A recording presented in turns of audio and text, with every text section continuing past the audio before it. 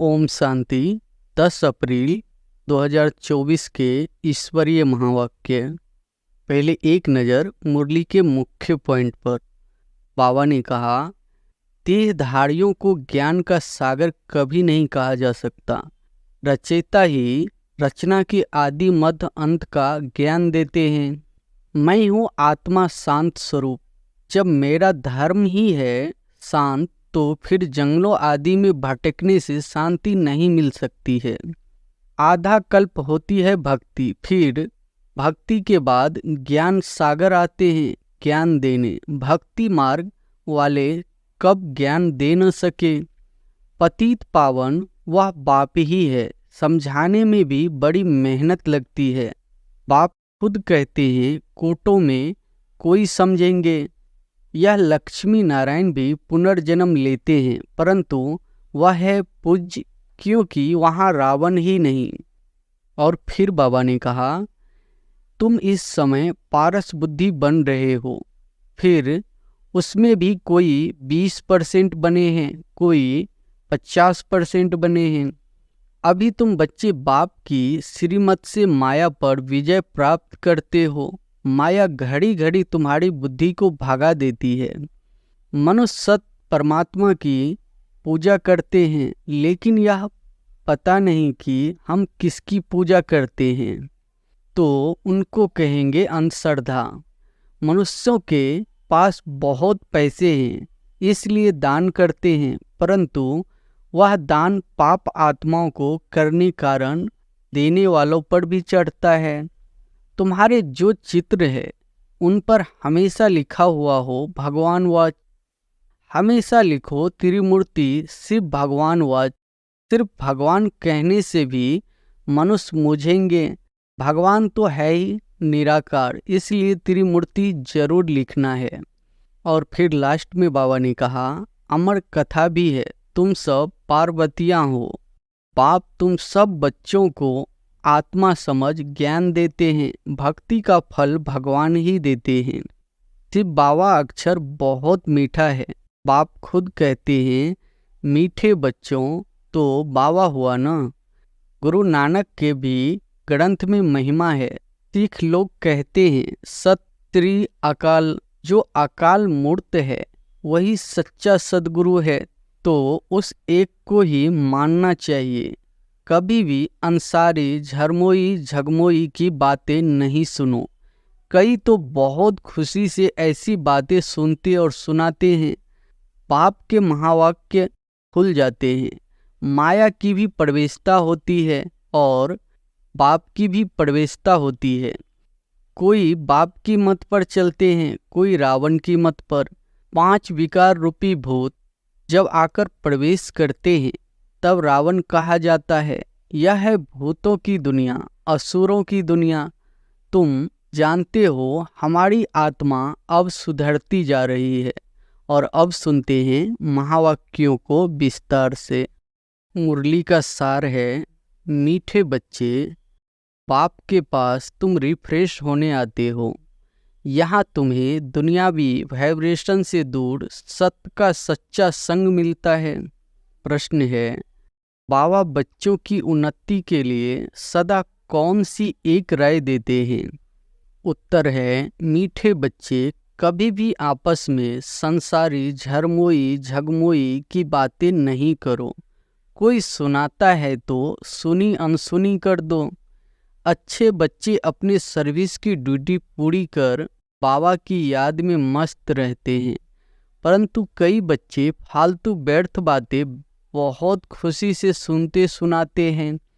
इसमें बहुत समय बर्बाद जाता है, फिर उन्नति नहीं होती। ओम शांति। डबल ओम शांति कहे तो भी राइट है। बच्चों को अर्थ तो समझा दिया है, मैं हूँ आत्मा शांत स्वरूप। जब मेरा धर्म है ही शांत, तो फिर जंगलों आदि में भटकने से शांति नहीं मिल सकती है। बाप कहते हैं, मैं भी शांत स्वरूप हूँ। यह तो बहुत सहज है, परंतु माया की लड़ाई होने के कारण थोड़ी डिफिकल्टी होती है।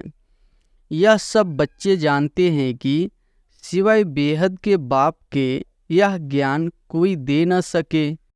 ज्ञान सागर एक ही बाप है। देहधारियों को ज्ञान का सागर कभी नहीं कहा जा सकता। रचयिता ही रचना के आदि मध्य अंत का ज्ञान देते हैं।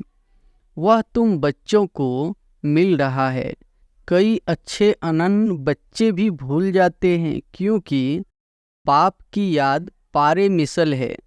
स्कूल तो जरूर नंबरवार होंगे ना। नंबर हमेशा स्कूल के गिने जाते हैं। सतयुग में कभी नंबर नहीं गिना जाता। यह स्कूल है।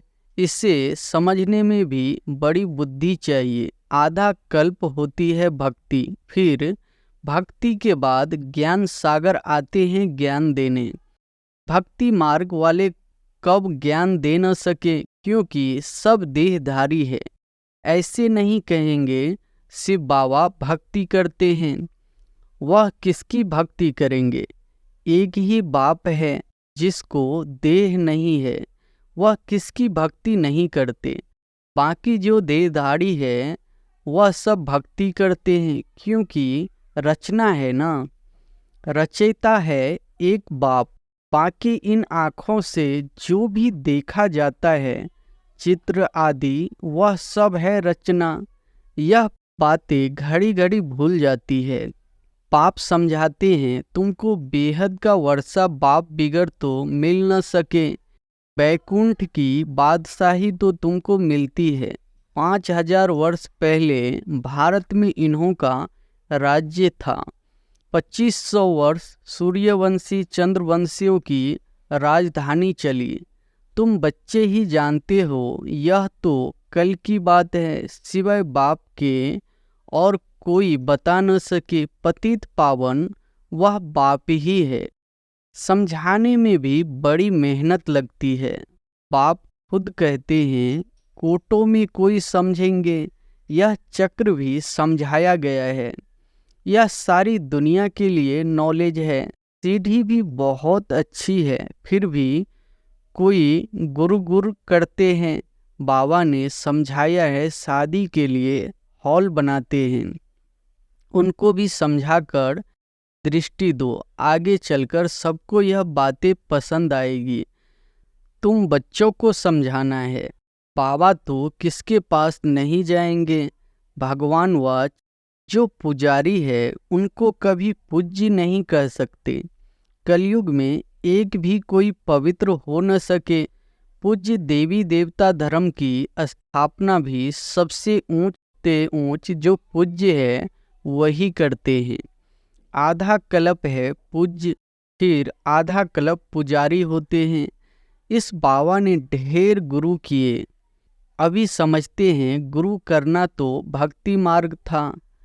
अभी सद्गुरु मिला है जो पूज्य बनाते हैं। सिर्फ एक को नहीं, सबको बनाते हैं।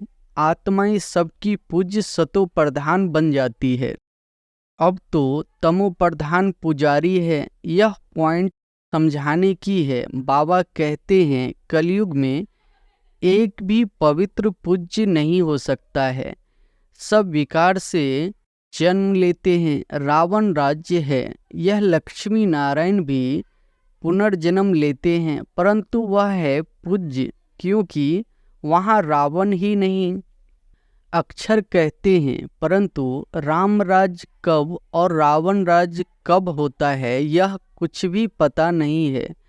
इस समय देखो कितनी सभाएं हैं, फलानी सभा, कहाँ से कुछ मिला तो एक को छोड़ दूसरे तरफ चले जाते हैं। तुम इस समय पारस बुद्धि बन रहे हो, फिर उसमें भी कोई 20% बने हैं, कोई 50% बने हैं। बाप ने समझाया है यह राजधानी स्थापन हो रही है। अभी ऊपर से भी बची हुई आत्माएं आ रही है। सर्कस में कोई अच्छे अच्छे एक्टर्स भी होते हैं तो कोई हल्के भी होते हैं। यह है बेहद की बात। बच्चों को कितना अच्छी रीति समझाया जाता है। यहाँ तुम बच्चे आते हो रिफ्रेश होने के लिए, न कि हवा खाने के लिए। कोई पत्थर बुद्धि को ले आते हैं तो वह दुनियावी वाइब्रेशन में रहते हैं। अभी तुम बच्चे बाप की श्रीमत से माया पर विजय प्राप्त करते हो। माया घड़ी घड़ी तुम्हारी बुद्धि को भगा देती है। यहाँ तो बाबा कशिश करते हैं। बाबा कभी भी कोई उल्टी बात नहीं करेंगे। बाप तो सत्य है ना, तुम यहाँ सत्य के संग में बैठे हो। दूसरे सब असत्य संग में है, उनको सत्संग कहना भी बड़ी भूल है। तुम जानते हो सत्य एक ही बाप है। मनुष्य सत्य परमात्मा की पूजा करते हैं, लेकिन यह पता नहीं कि हम किसकी पूजा करते हैं। तो उनको कहेंगे अंधश्रद्धा। आगा खा के देखो कितने फॉलोअर्स है। वे जब कहाँ जाते हैं तो उनको बहुत भेंटा मिलती है। हीरो में वजन करते हैं, नहीं तो हीरो में वजन कभी नहीं किया जा सकता। सतयुग में हीरे जवाहर तो तुम्हारे लिए जैसे पत्थर है जो मकानों में लगाते हैं। यहाँ कोई ऐसा नहीं है जिसको हीरो का दान मिले। मनुष्यों के पास बहुत पैसे हैं, इसलिए दान करते हैं, परंतु वह दान पाप आत्माओं को करने कारण देने वाले पर भी चढ़ता है। अजामिल जैसे पाप आत्माएं बन पड़ते हैं। यह भगवान बैठ समझाते हैं, न कि मनुष्य। इसलिए बाबा ने कहा था तुम्हारे जो चित्र है उन पर हमेशा लिखा हुआ हो भगवान वाच। हमेशा लिखो त्रिमूर्ति शिव भगवान वाच। सिर्फ भगवान कहने से भी मनुष्य मूझेंगे। भगवान तो है निराकार, इसलिए त्रिमूर्ति जरूर लिखना है। उसमें सिर्फ शिव बाबा नहीं है, ब्रह्मा विष्णु शंकर तीनों ही नाम है। ब्रह्मा देवता नमः, फिर उनको गुरु भी कहते हैं। शिव शंकर एक कह देते हैं।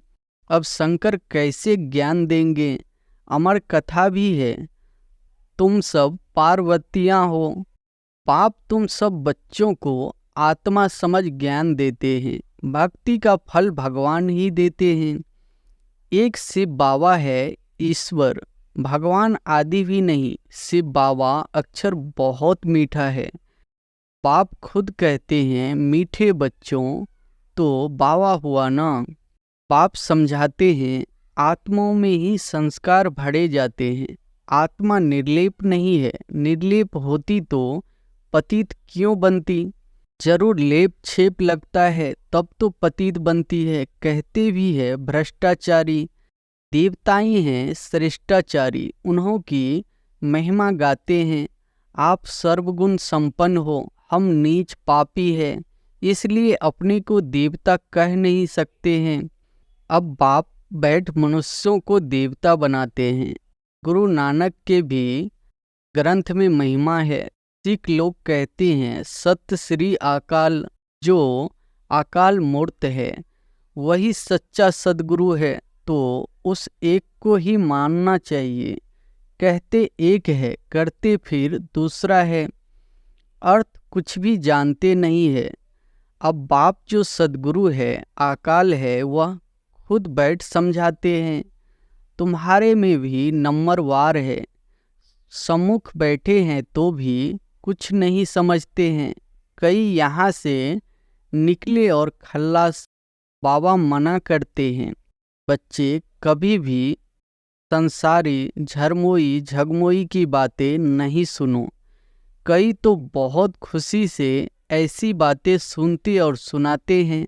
पाप के महावाक्य भूल जाते हैं। वास्तव में जो अच्छे बच्चे हैं वह अपनी सर्विस की ड्यूटी बजाकर फिर अपनी मस्ती में रहते हैं। बाबा ने समझाया है श्री कृष्ण और क्रिश्चियन का बड़ा अच्छा संबंध है।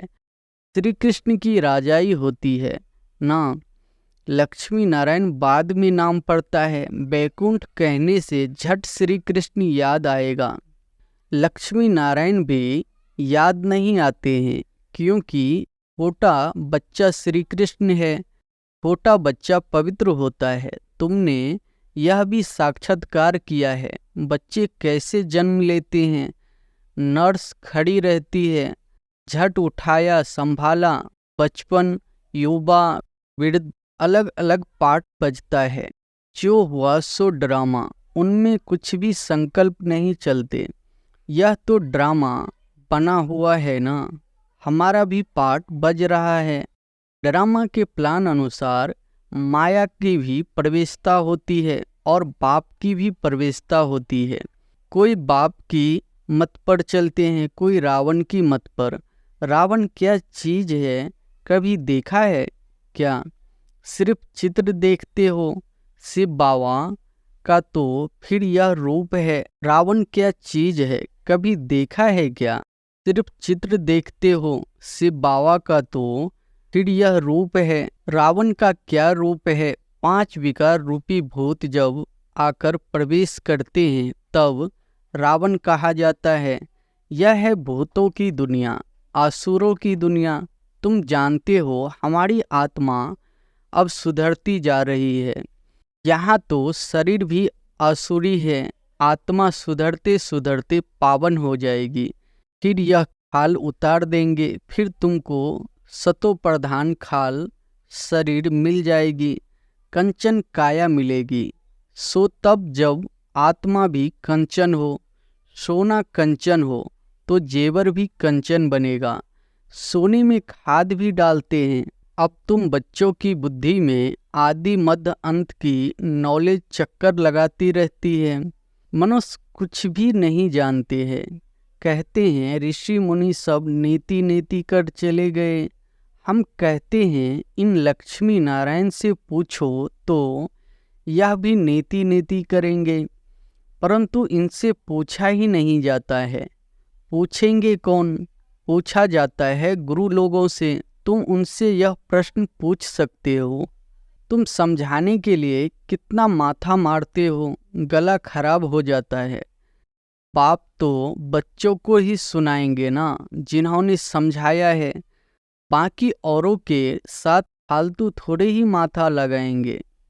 अच्छा, मीठे मीठे सिकी लदे बच्चों प्रति मात पिता बाप दादा का याद प्यार और गुड मॉर्निंग। रूहानी बाप की रूहानी बच्चों को नमस्ते।